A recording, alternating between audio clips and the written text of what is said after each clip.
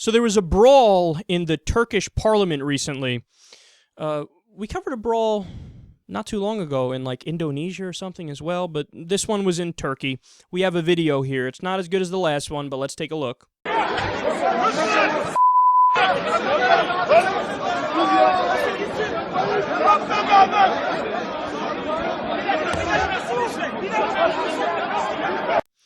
Now, what makes this story really interesting is that there was a really good reason for the brawl.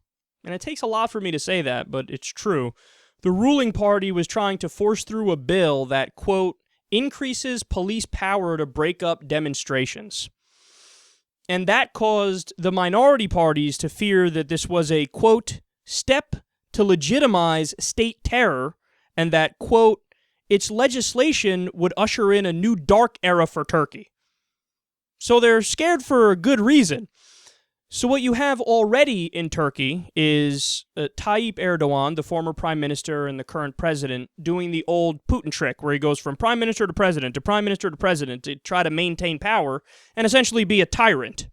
So Turkey has kind of devolved recently into a less civilized country when before it was this light of hope for the Muslim world because of the history of Ataturk, who was essentially a social democrat who brought democracy to this largely Muslim country, and it functioned very well.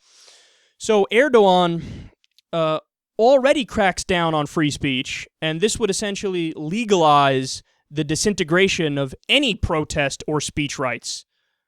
So the minority party lost it, and they were like, I can't believe you're going to do this. You're just flat out ruining Turkey.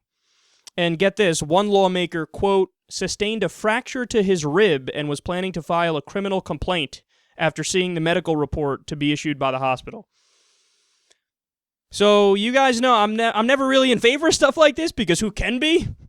But if there was ever a good reason to flip out and have a little brawl, it's when literally all of your rights are being taken away.